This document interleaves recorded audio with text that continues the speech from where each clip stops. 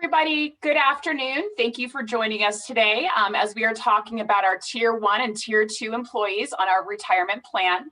Before we get started, I did want to make a few quick announcements. We are about to start our Colorado Trail Step Challenge that will be kicking off on August 1st and running through September 12th. The goal of this challenge is having Adams County collectively as a whole accumulate 80 million steps over 6 weeks. Trust me, we can do it. It's achievable. We're going to work together as a team and travel all 28 segments of the Colorado Trail virtually. So it'll be really fun. Your individual goal to receive wellness points for this challenge is going to be 300,000. Just breaks down to 10,000 steps per day for only 5 days of the week. So there's a little bit of leniency if maybe you get more on the weekends or you get more on the weekdays, right? Just to kind of help it equal out. Along with that, next week, we will be, Debbie will be presenting on the Tier 3 employees. You're going to either fall in the Tier 1 and 2, or you're going to fall in the 3. So if you're here for today's presentation, you probably aren't, next week won't be relevant because you will have all your information this week. But I did want to announce then, every month we will be offering either another series like this or a standalone lunch and learn. So make sure to check out the page on My Adams for the whole full schedule. With that, I'm going to go ahead and turn it over to Debbie. She is the Executive Director of the Adams County Retirement Plan. All right, Debbie, they're all yours. All right, Jesse, thank you so much. Welcome, everybody. Thank you for taking your lunchtime and allowing me to talk a little bit in general terms about our retirement plan and how it pertains to each one of you. So again, this is regarding Tier 1 and Tier 2 of the retirement plan. So anybody hired before 2005 is in our Tier 1, and anybody hired between 2005 and at the end of 2009 is in our Tier 2 tier. So with that, our current board organization is made up of 5 board members, and 2 of those members are appointed by the Board of County Commissioners. The other 2 members are elected by the employees of Adams County and Rangeview Library District. So as you have seen in the past, those 2 participants are elected by the employees or the participation of the retirement plan. And the 5th serves by state statute, who is the treasurer of the county, and currently that is Lisa Culpepper. We have 2 staff members who are in the retirement office, myself and Michelle Riggin, who is the retirement benefits specialist. The goal of the retirement plan is to ensure a meaningful promise of retirement security. It also is to ensure that the plan is financially sustainable for the employer and the plan members of the plan. And we're hoping to be 100% funded by 2044. And how we got 2044 is when we made the change to the retirement plan for the participants in Tier 1 and Tier 2, when we made that change to the split plan, when we changed from going to a high 36 or high 60 in looking at your salary to a career comp, when we made that change in January 1st of 2014. So with that change, the board is hoping to be 100% funded in 2044. We have 2 employers that participate in the retirement plan, Adams County and Rangeview Library District. So employees of both of those entities participate in our retirement plan. Our retirement plan is a 401A defined benefit plan, which means that you're guaranteed a benefit for life when you become a vested or when you become vested or you retire. It is not a 401A defined contribution plan, which many people are familiar with for a 401k plan. That is a defined contribution plan. And so we are not similar to that plan. Participation in the plan, you're automatically in the plan on the first day of employment. And you have to be at least participating in the plan for hours over 30 hours per week. And you're automatically into the retirement plan at that point. Why the Adams County Retirement Plan? Well, it's a key source of retirement income.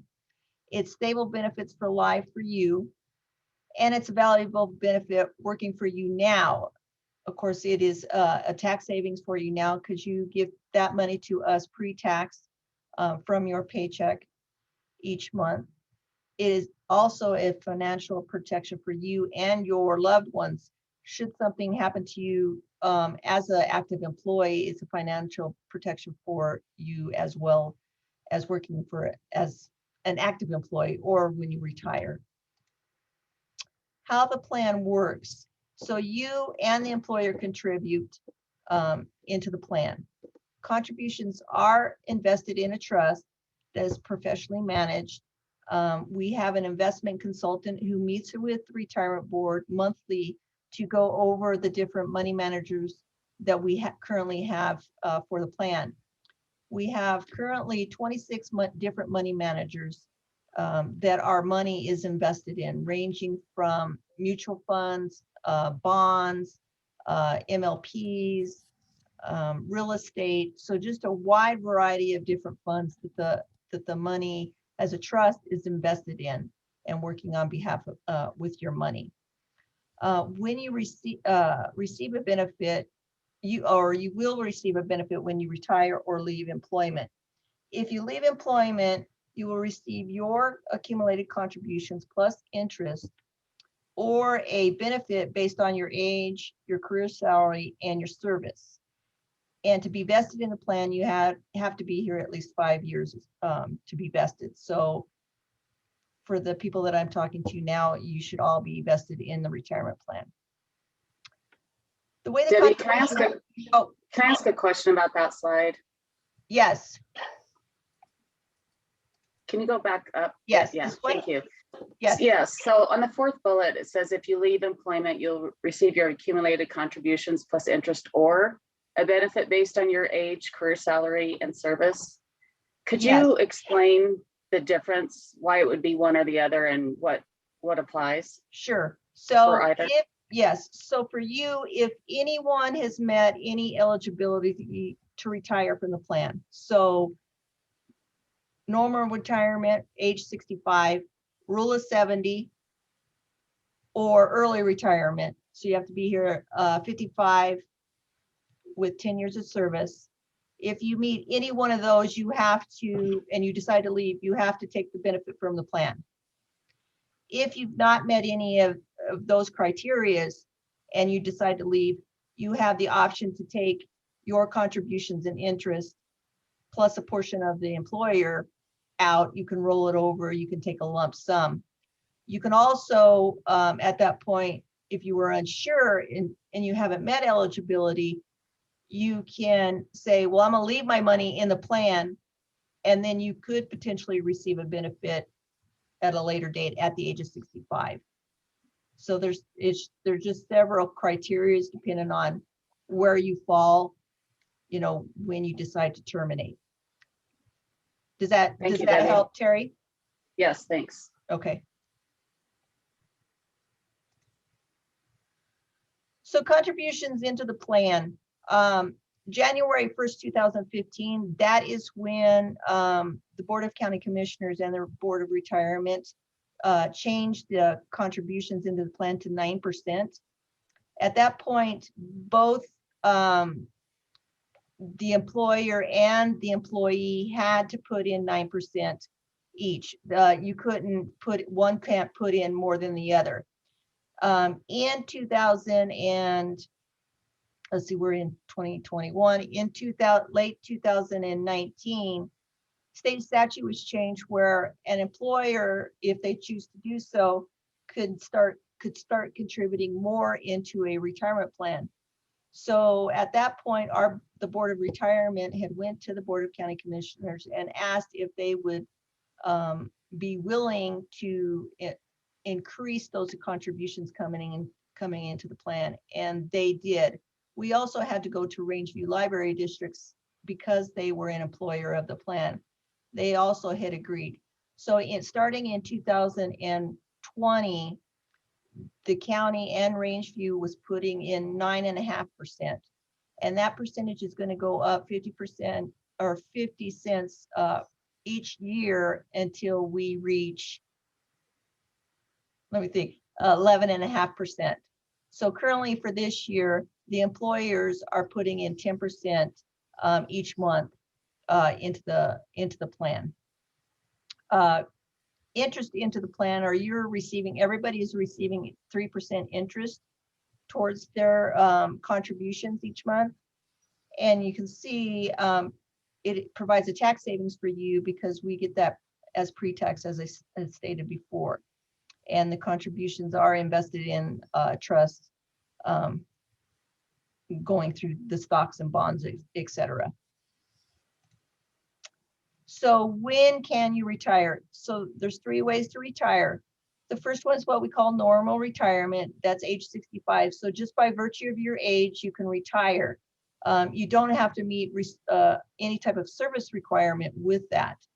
So say if you were hired, well, this is for tier 3, but say if you were just hired today and you were 65, you're automatically a retiree of the plan soon as you decide to leave the county. Special early retirement. Rule of 70, no minimum age. This is for tier 1 people, anybody hired before 2005. Rule of 70, minimum age of 50. That is for our tier 2. So anybody hired from 2005 to the end of 2009. And there's no reduction commencement prior to age 65 if you meet the rule of 70. Early retirement. You have to be at least 55 plus 10 years of service, but it is reduced.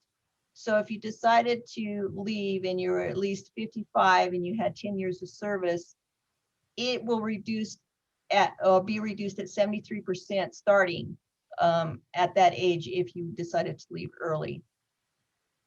And it goes up each year as you get older. It goes up 3% for the tier 3, not tier 3, tier 1, and 5% for tier 2.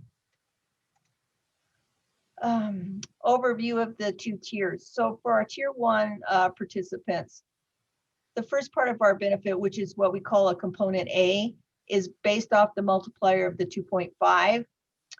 When we made the change in 2014, we changed that benefit formula to 1.75. That's for our second piece, what we call component B. And so when we calculate your benefit, each piece in both tiers, we have a 2-piece benefit. So our first piece of that benefit is we take your final average, your high 36 in a 10-year period, and we average that salary out, times the benefit, the 2.5 benefit formula, times the years of service frozen for that piece, and we come up with our piece 1 of that benefit, our component A. Then our second piece of that benefit is we take career comp from the date of that change, so January 1st of 2014, till the date you terminate. We add that salary up, multiply it now by our new benefit formula of 1.75, and divide by 12 and come up with a benefit. So then we add these 2 benefits together to come up with the base benefit. On our second tier, in tier 2, it works similar. So we have a benefit formula of 2.5 for our first component. Our second component is the 1.75. But when we look at your high average salary, we look at the high 60 months in a 10-year period. And it's the same calculation. We average that salary out, multiply it by the old benefit formula of 2.5 times the years of service frozen for that piece and come up with the benefit. Then that second piece of that benefit is career comp from 2014 to the date you term. Add that up, multiply that by the new benefit formula of 1.75 and divide by 12. And then we add those 2 components to come up with that base benefit.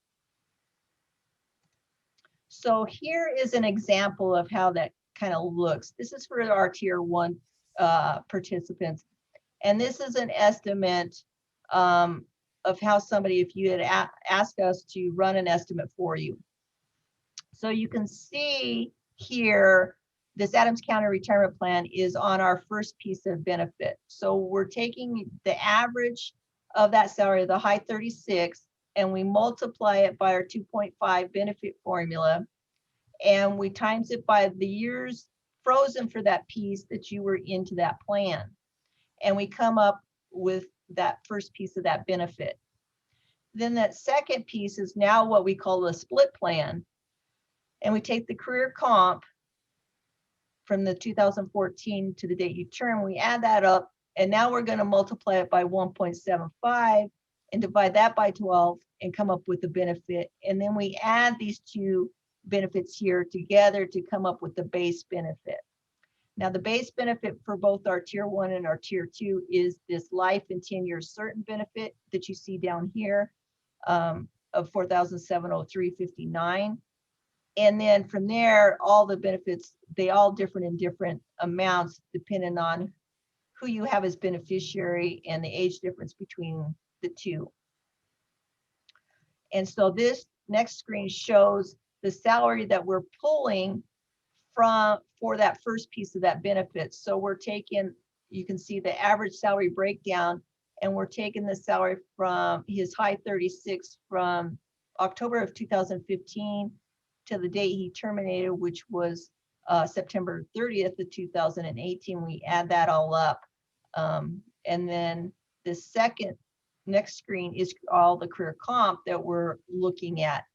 And so we'll take from the 2014, when we made that change, to the date he's going to retire. And then these three little asterisks is just assuming that the same salary is going to come in for those because we're projecting it out for those next 3 months. Hey, Debbie, there was a question that just popped up in the chat that got sent to me, but I sent it to the group. Yes. What is the frozen amount? The only thing frozen on the piece when we made the change is your years of service. Let me go back to that screen. The years of service frozen for that piece when we made the change. So this salary, or not salary, this years of service is from their date of hire to the end of December 31st of 2013. So this on everybody will not change. It's the years that they were in our first tier before we made the split plan, if that makes sense. So that piece will always stay the same for everybody, but your high average is going to continue to increase for everybody, as long as you know their salary increases or they get lump sum. That will always increase here because the board did not freeze that piece. They only froze the years of service for that first piece of the benefit, if that makes sense.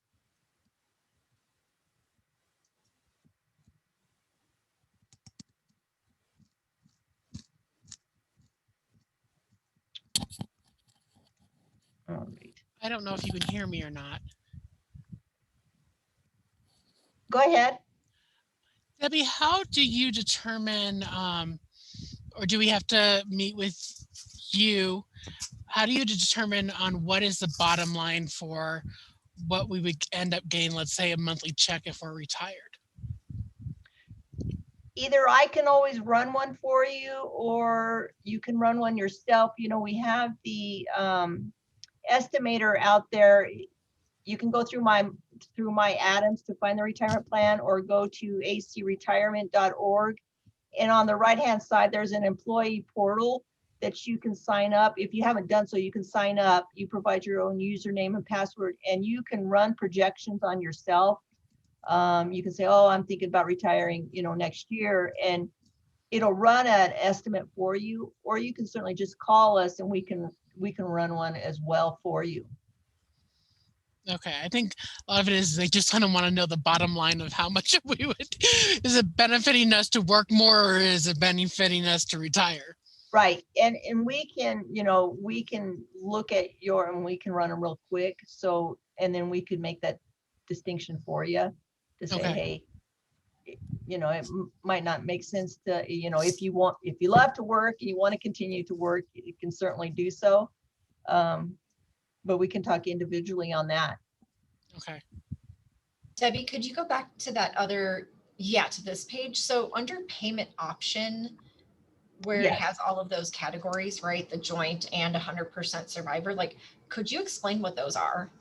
Yes, and I'm going to explain each one further into some other screens, but I can certainly do that here as well. So there's 5 joint survivor benefits, and those benefits are based off your age and whoever you've named as your beneficiary. Mainly, usually people that are married fall into this category. The other 2, the life and 10-year certain and the single life, is based off only on your age or the member's age. And so they all differ in different amounts depending on this form factor. And it's just saying how, or based off the mortality rate and, you know, when they think you're going to pass away based on your age and your spouse's age or whoever you've named as beneficiary.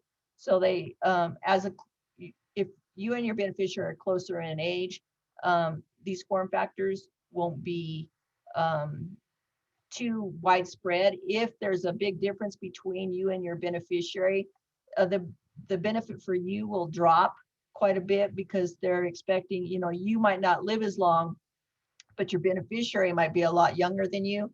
And so that might reduce the amount of money that you're going to get, depending on, you know, which one you choose. And so how these benefits work, the joint 100% survivor benefit here. So you would get that amount for your lifetime. If something happens to you, then whoever you've named as beneficiary would get that same amount for the rest of their life. And then once they pass, then it would stop. The joint 50% survivor benefit, you get a little bit more. If you die first, then whoever you've named as beneficiary will only get half of your benefit until they die, and then it will stop. The joint 66 2/3 last survivor, now that benefit's a little bit different than the rest. So as both of you are living, you get a little bit more. But if either one of you dies, it's reduced to 66 2/3. So if the beneficiary happens to die before you, you're going to reduce your benefit down by 66 2/3. Now, we don't see a lot of people pick that option. Currently, I think we only have, out of all of our retirees, like 23 people that have taken that benefit. These 2 here, these 2 pop-ups, now they work differently. And we do see women take them more than men because you actually say women outlive men by 7 years, but you have to look at your history of health and everything like that. The way it works is this joint 100% survivor pop-up. If you die first, your beneficiary is going to get that same amount for the rest of their life, and then it would stop once they pass. The pop-up comes into play is if your beneficiary dies before you, we pop you up to the base benefit, which is the life and 10-year certain benefit. So basically, you're taking a gamble. Your spouse or whoever is going to die before you, and if so, we pop you up to this bigger benefit for you. And the joint 50% pop-up works the same way. You get this if you die first, they only get half of your benefit. But if they happen to die before you, we pop you up to that life and 10-year certain benefit. The life and 10-year certain benefit and the single life, you can name more than one beneficiary. So we see a lot of people that are not married and might want to name their children. And you can name as many beneficiaries as you want on these 2. And the way they work is this life and 10-year certain is always for your lifetime. I should restate that any of these benefits for the member is always for their lifetime. On the life and 10-year certain, it's always for your lifetime, but it's only guaranteed for somebody other than you for 10 years. So an example, you've retired and in your 5th year retirement, you pass away. Then that beneficiary only gets 5 more years of that payment until that 10th year is made, and then it stops. If you happen to live past 10 years, then there's nothing for a beneficiary. So it's only guaranteed, like I said, for somebody for 10 years, and that's from the start of the member's retirement. Then the single life is usually the most of the benefits. But there's nothing for a beneficiary unless we had not paid out the contributions that you had given to us in the plan.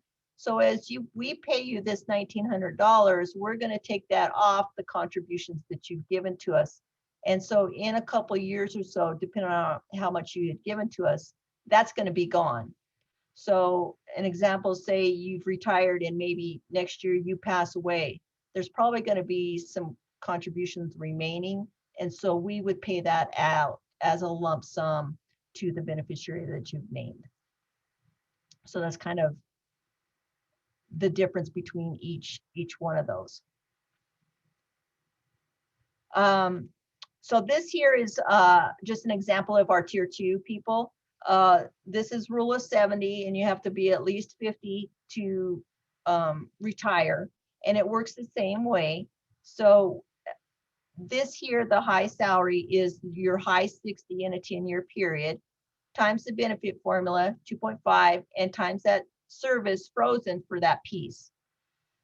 And we come up with that benefit of $1,049.50. Same way then for our split plan, we take that career comp from 2014 forward to the date you term, multiply it by the new benefit formula of 1.75, divide by 12, and come up with that benefit of $917.02. And then we add the two together to come up with that base benefit, which again, you'll see down here on the life and 10-year certain. And then they go from there. And then these next pages are just examples of the salary that we're pulling. The high 60 for that high average is from 2016 to October 2021. And again, these asterisks are just saying, this is what we project your salary to be. So we know in this example, it would be lower because you're going to hopefully get increases from here until you would retire. So this, is the base of what you could potentially get. And then here's the career comp that we're pulling from 2014 to the date you decide to term. And all, again, these are just projecting out that same salary. So again, here is the different option forms or annuity payments that you can choose from once you do retire. Again, the single life or the life and 10-year certain, which is the basic form for the tier 1 and tier 2. And then we have the 5 joint and survivor benefits that go along with that. Now, some of those options, if you are not married, and depending on the age difference between you and your beneficiary, you might not be able to choose a couple of these options. So it just depends on the age difference between the two. But if you are married, you have all 7 options available to you. Here's just another example of how those benefits work. This isn't a sample of a participant at the age of 65 and their beneficiary at 65. So the life and 10-year certain is just saying that the employee is going to get $1,000. If something happens to them, the beneficiary will get $1,000 up to that 10 years when that was made. The joint 100% survivor, you get 906. Something happens to you first, the beneficiary would get 906 as well for the rest of their life, and then it would stop. The joint and 50%, you get 972. If something happens to you first, then they get half of your benefit of 486. And then the joint and 66 2/3 last survivor, you get a little bit more, but if either one of you dies, it's reduced to 66 2/3. And the 100% joint and survivor pop-up is 884. You die first, they get that same amount. But if that beneficiary dies before you, we're going to pop you up to this life and 10-year certain benefit, which is that base benefit. Same thing for the joint and 50% pop-up. You get 959. Something happens to you first, your beneficiary only gets 480. But if something happens to that beneficiary first, then we pop you up to that base benefit of $1,000. And again, then the single life is usually the most of the benefits. You get $1,049 if something happens to you. Before we paid out the contributions, then that beneficiary would get the remaining contributions as a lump sum.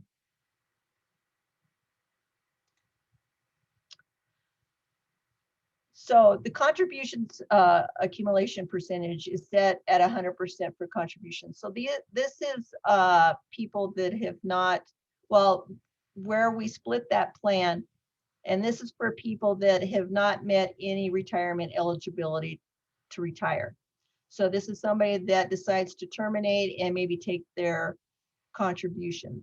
So the contributions prior to 2014, you would get the matching contributions on that piece, but anything from 2014 forward, you will only get your contributions and interest. So that's kind of what that's saying right there. So employees that terminate employment and request to receive a lump sum payment, they'll get their contributions plus interest from 2013, plus they get a percentage of from the employer portion of, depending on how many years they have. And then they only get the 100% of their contributions plus interest from 2014. So here is just a lump sum percentage. So for our tier 1 people, when you've been here 11 years, which everybody should be, if you would decide to leave and you've not met eligibility, you would get your contributions plus at 100% for your kind of anything prior or before 2014, plus you'd get 100% contribution from the employer. Then you only get your contributions and interest from 2014 forward, if that makes sense. Then for our tier 2, you get your contributions and interest, and for 2021, you've been here 12 years, so you would only get 70% of the employer matching contributions on that piece. And then anything from 2014 forward, you would only get your contributions and interest at that point. If that, anybody have any questions on that piece of it? All right. So this is an example of a lump sum payment that somebody decides to take their contributions and interest. So this employee was hired on December 7th, 2004. Their employment ended on December 8th, 2015, and they had 11 years of service.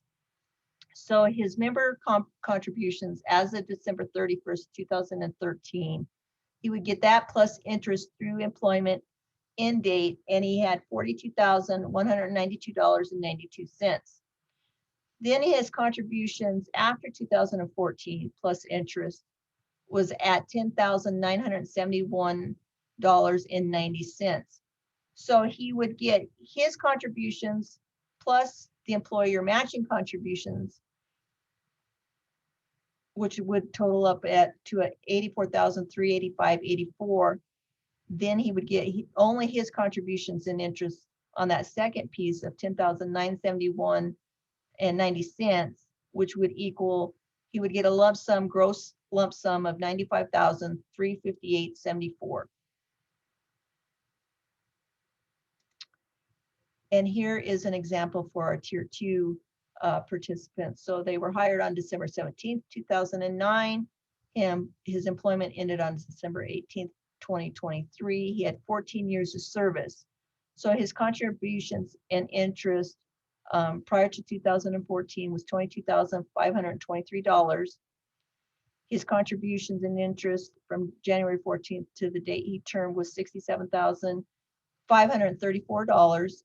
And so based off that first piece, he would only get 90% from the employer match plus his contributions, which would equal $42,793.70.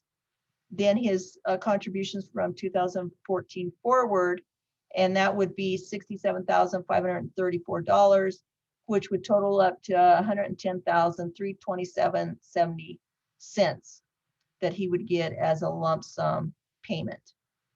Now, when you take that lump sum payment, that money, because you gave it to us pre-tax, is taxed when you take it. So mandatory, we have to take out 20%. That's for federal withholding.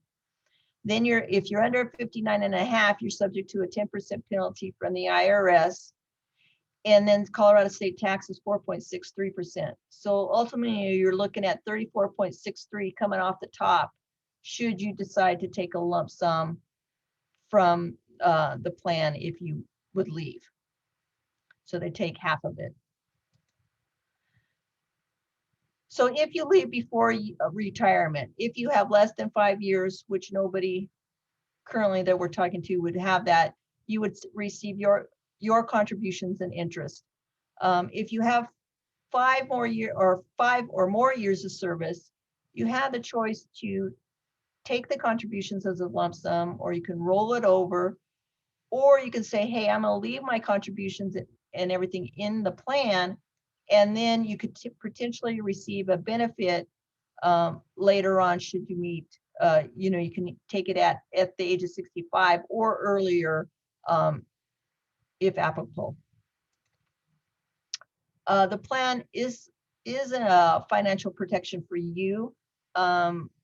If you happen to go out under long-term disability under the county, the retirement plan still continues to have you as an active employee. So your benefit continues to grow, even though you are on long-term disability with the county, it continues to grow. And then at such time when you decide to retire, either at the rule of, or when you hit the age 65, then you can receive a benefit from the plan. Where you're not getting, if you go out under long-term disability, we're not getting salary for you to increase that benefit, but you continue to get the credited service towards that benefit for you. So it does increase a bit if you are on long-term disability. And then it is a financial protection for your loved ones. If something would happen to you currently as an active employee, we would pay out 2 times your contributions that you had given to us in the plan. If you had not met any eligibility, if you've met some form, just by virtue of your age, if you're over 50 and you happen to be married, if something happened to you as an active employee, your spouse would have the choice to take a retirement benefit. It would be reduced at 60% of what you had accrued at the time of death, or they could take the contributions out and roll that over. But they have that decision to make at such time for that. Also, for anybody that is at the age of 65 currently, and they happen to pass as an active employee, when somebody turns 65, we in the retirement office send you a letter with an application, and we ask that you send that back. And what it does, it protects your benefit as an active employee. So if something happens to you just by virtue of, because you've met normal retirement for the plan at age 65, if something happens to you as an active employee, your benefit is set. So if you happen to be married, your benefit is set for your spouse if something has happened to you as an active employee. And then just one quick note that the retirement office is a separate entity from the people and culture department. So if you have any type of change, a beneficiary change due to marriage, divorce, death, anything like that, you need to change that with the retirement plan as well. A lot of times people will think that just because they changed it with the county, it got changed on our side as well. And a lot of times that doesn't happen. If you're under the military, please just call the retirement office. And then all of our forms and our summary plan description, or if you're going through a divorce, anything like that is also found on our website. You can go through My Adams to find anything, or our direct website is acretirement.org or adcogov.org. So with that, that is all I have for today. Does anyone have any questions or like me to clarify anything for anyone?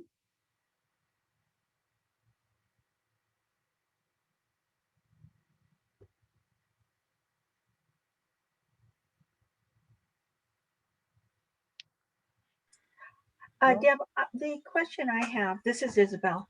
Okay, The question I have is that it says this is recording. So if we want to, I missed the first 10 minutes. So if I want to watch this all the way through again and also to, you know, see if I did understand what you were saying, where can I find that recording? I will let Jesse answer that. All right, perfect. I am putting it in the chat right now. Most of all of our financial wellness classes will be recorded. There are a few presenters that will not let us record. I have outlined which presentations will be recorded on the My Adams financial wellness page. So it will say this recording will be available by this date. They are all posted on our employee YouTube channel. So right there is the link to it, but it is also on the financial wellness page. If you lose this link, just head there. You will go to the homepage of My Adams, click the little Journey to Wellness tile under the photos. There's a bunch of photos. Click that, and once you're on Journey to Wellness, there is an option on the left to select Financial Wellness Program. So it's also there as a resource. Debbie, are you able to send us today's presentation too? I've gotten some requests for people wanting the slide deck. Sure, I can send it to you and you can distribute it out. Perfect. So my plan then is with that is I will post it under resources under this class. For those of you, I could do a quick demo for those of you who have never accessed the resources before. This could be helpful. So are you guys seeing my screen currently? Yep. Yes. Okay, so I am going to go ahead and head to Absorb.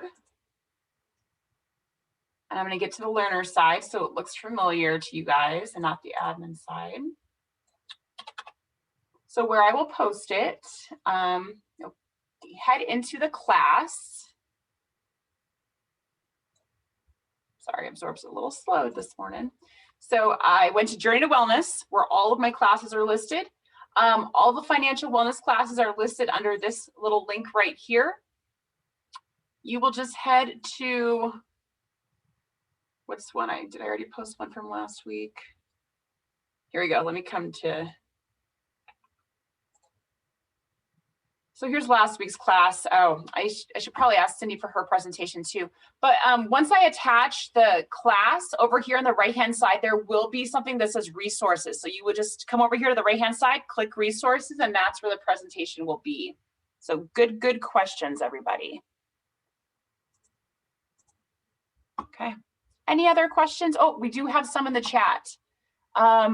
Debbie, are you able to see the chat to see those questions, or did you want me to read them to you? If you would read those, that would be great. Okay, so the first one we have it says, hold on. Turning 65 today, will I receive the form to secure benefits via interoffice mail? It will be mailed to your home. Yep. So you should be getting that within the next couple weeks. Okay. And then, just real quick, and on that form, we don't give all options available to you. There's only 4 on that form. But if you have questions, because it's made by an attorney, so it looks very daunting, but just call us and we can walk you through like where to sign and stuff. It makes it really easy, and then just get that back to us. And then when you actually do retire, then that's when you have all the options available to you. great. Next question. What is the difference between benefit type? Not, you following that question? No, can you tell me, I'm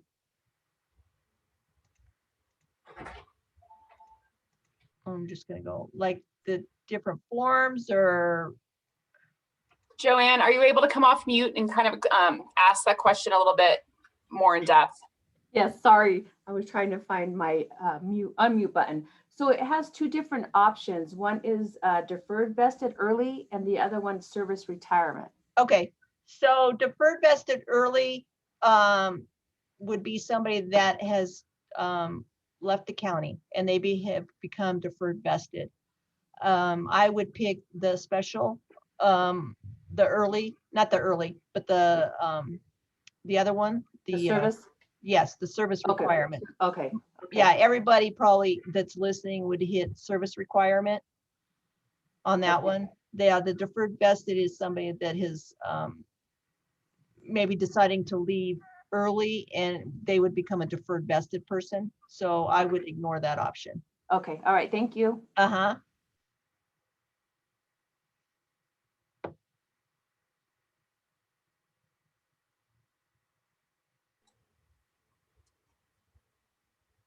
All right. Any last questions anybody has? Oh, we do got another one. Can you go into more detail in the deferred vested option? The deferred vested option is somebody that, let's say you're 55 and you have 11 years of service and you decide to leave.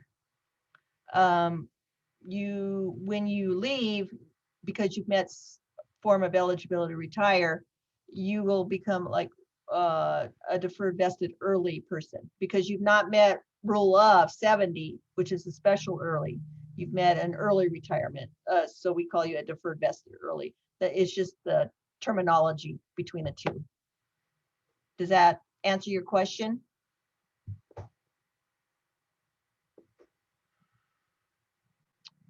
And as I'm thinking of it, our summary plan description talks in general terms about the retirement plan, and that can be found out on our website. So it will go into a little bit more detail of each of those, the options that I talked about, the normal retirement, the special early retirement.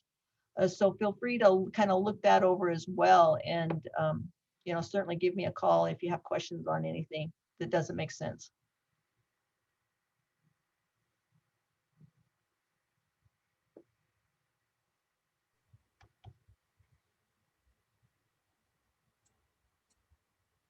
I do see ones asking about when you hit the top of your pay scale. When you hit the top of your range, you get those lump sums that come into the retirement plan. Those do count towards your retirement. Of course, it does increase it, but it doesn't increase it, as much as if your salary increased from month, every month. But those lump sums do come into play.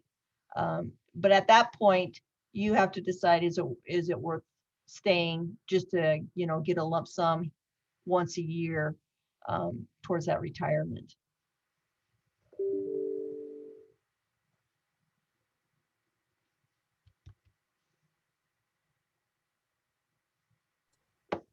Like, everybody's questions? It's looking like it at this point. Any last things before we end up in today's session? And if there's something that I haven't touched base with on, or if you need clarification, feel free to reach out to me and I can answer anything for you. Or if you want to just sit down and have a meeting, that's what I'm here for. And so I'm here for you. And so if you have questions, I'm Debbie, here. we got a few more questions. They keep coming in. Yes. Okay. Next question. When you're thinking about retiring, how soon do you need to let the retirement office know? So I asked for a 30 to 45 day notice. And that's just giving me a heads up that you're retiring. There's a form out under our retirement website, or you can call me. It's just called Notice of Intent to Retire. And it's just basic information that I ask from you. I will need a copy of your birth certificate. If you are married, I need your spouse's birth certificate and marriage certificate. If you're not married, but you want to name somebody as a joint survivor benefit, then I also need a copy of their birth certificate, because I just have to verify the ages. But that comes to me, and then in the month that you're deciding to leave, I will prepare your retirement paperwork, and then that's when we would meet to pick which option you want to do. We'll do the federal and state tax form. We'll do the direct deposit form. So. Okay. Another question. They keep coming. So this one says, so the lump sum is included in the highest 36? Yes, yeah. So within that 10-year period, we'll look, and of course, in most cases, it's either your last 3 years or your last 5 years. But if you happen to have a lump sum that was higher where it would boost that up, yes, we're going to pull that lump sum into that high average for you. Mhm.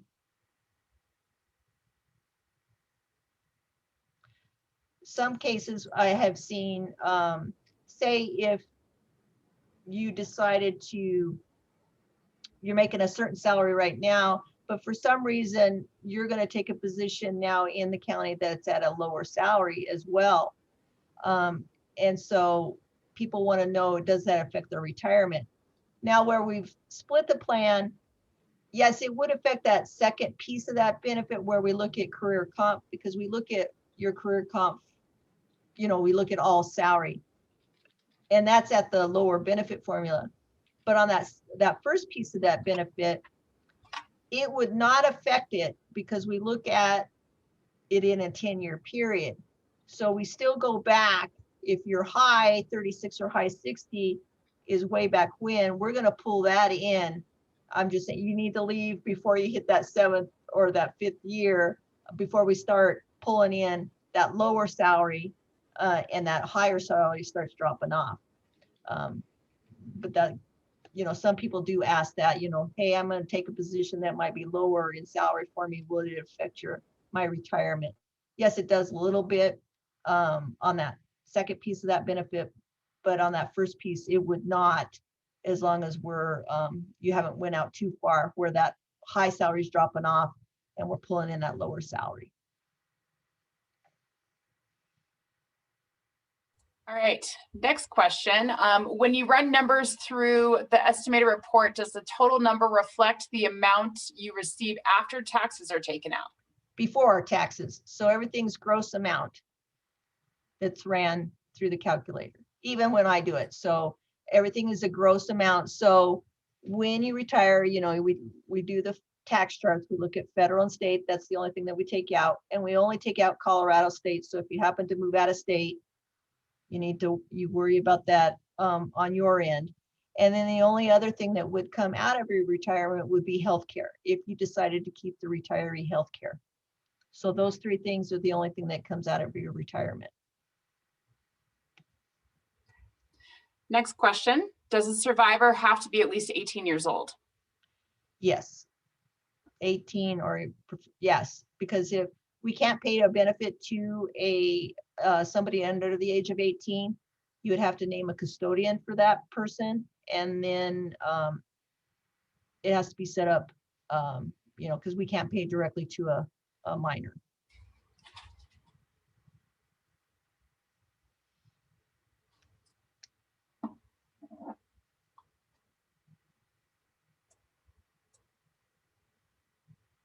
Okay.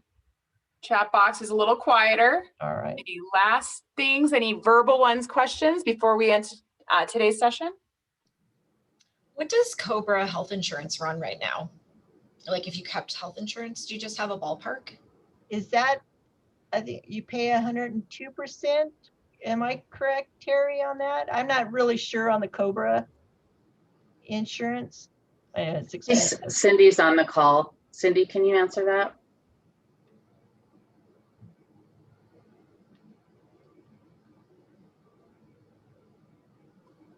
Hi, everybody.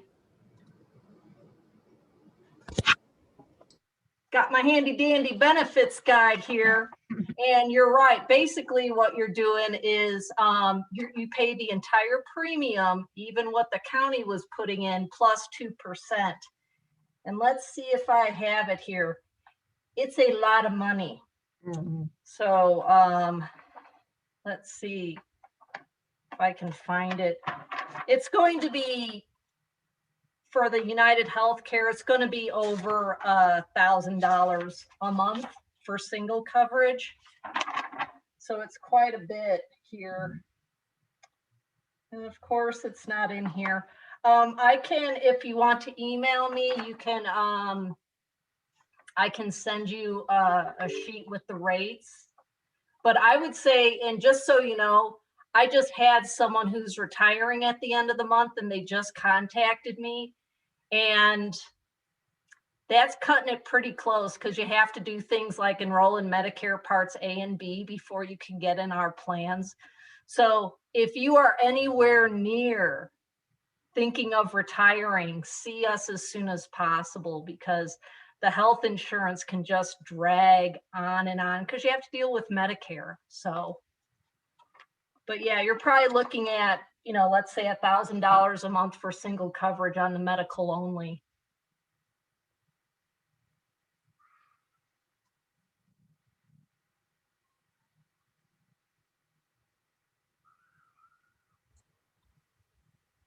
Great questions, everybody.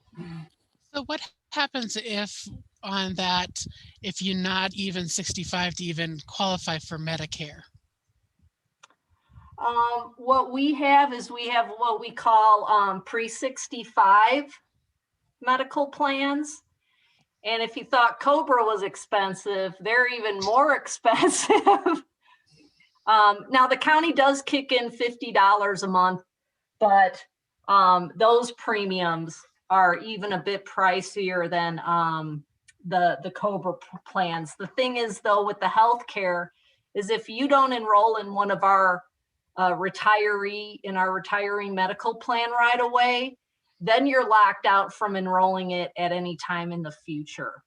So, but yeah, if you plan on retiring before 65, our early retiree plans are very pricey. It's the same coverage you have now. It's the same plans as an active employee, but they're even more expensive because the claims experience for that group is higher than our active population. So that's why it's pricey. So basically, damned if you do and damned if you don't. Yeah, kind of. You know, so if I look at the premiums for the Kaiser plan, the Kaiser plan's the most, is the most, you know, is the cheapest plan at about $690 a month. And the United Healthcare plans range from about $1,100 to $1,300 a month. And that's just for single coverage. So, yeah, sorry to, so that would gobble up, you know, a good chunk of your pension benefit. I had a question.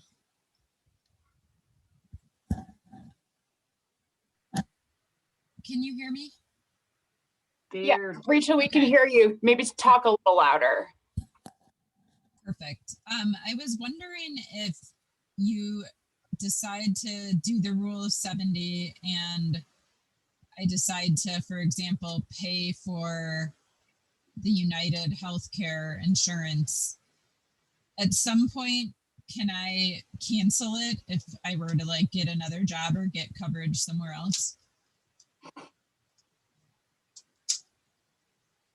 Yeah, you can cancel your health care if when you retire and you decided, hey, I'm gonna keep the retiree health care for now, and you go get another job and you get health care from that, you can terminate, but you can't come back and get it. So if you lose coverage at your new employer, then you're out of coverage. Okay. Yeah, and you'd have to, because the thing is, when you retire, you don't have to get one of our retiree plans. You know, they are very comprehensive and that's why they are more expensive, but you can go to the individual marketplace and purchase coverage on your own. You are not required in any way. It's just an option for you when you retire, what we offer. And then if I wanted to, for example, I have United now, but if I wanted it to be the Kaiser plan when I took the rule of 70, would I need to change to Kaiser before I retire? No. Okay. When you retire, that's a time you could switch between carriers, plans, whatever you want to do. Okay. Thank you. Sure.